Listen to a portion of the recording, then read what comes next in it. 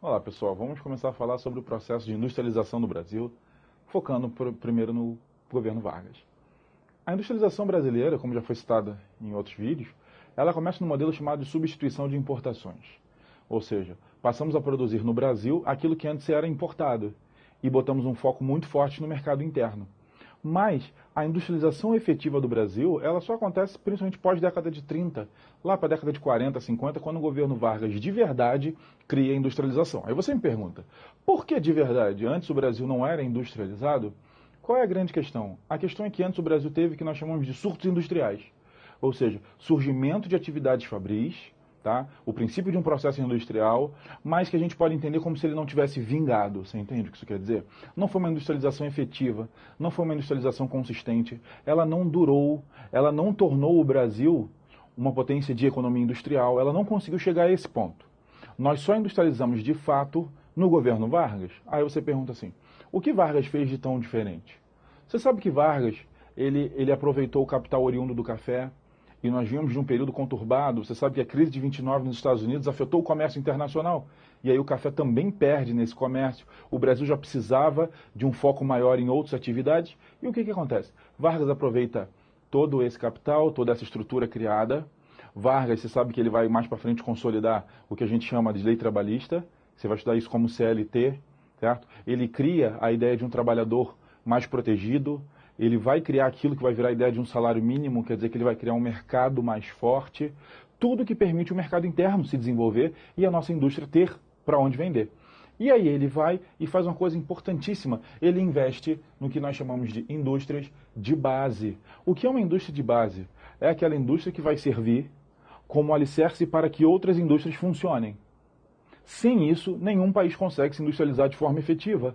Você vai entender o papel estratégico das indústrias criadas por Vargas, que até hoje são indústrias imensas quando nós pensamos em economia brasileira. Olha só, nós temos aqui os destaques. CSN em Volta Redonda conhecida como a cidade do aço. CSN, a sigla quer dizer Companhia Siderúrgica Nacional. Junto com ela, hoje, a empresa chamada de Vale, na época chamada de Vale do Rio Doce. Essas empresas trabalham com minério de ferro e sua transformação em aço. Então, repare como isso é importante. Uma indústria, ela depende de matéria-prima para funcionar.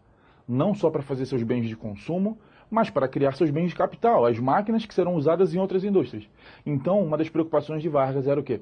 Criar matéria-prima. E aí ele cria duas imensas empresas, a CSN e a Vale. Só isso não basta para o funcionamento, não basta matéria-prima. Eu tenho que ter energia para funcionar. E aí ele cria de forma muito inteligente a Eletrobras também. Uma empresa de produção elétrica, onde as indústrias terão como funcionar.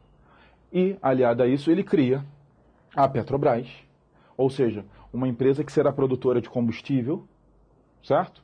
Final, ele cria um banco chamado de BNDE, hoje chamado de BNDES, tá?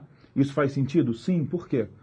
Isso aqui quer dizer Banco Nacional de Desenvolvimento Econômico e Social. Na época, o que Vargas queria era criar um banco que pudesse impulsionar a industrialização. Então, bastava que ele fosse Banco Nacional de Desenvolvimento Econômico. Se você pensar no que Vargas criou, ele criou um ambiente onde eu vou ter matéria-prima, eletricidade, combustível para deslocar e um banco forte para financiar. Ou seja, ele tornou a industrialização do Brasil um processo efetivo.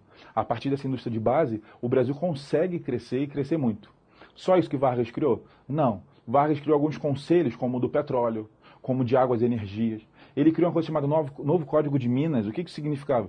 Significava que ele restringia a atuação externa.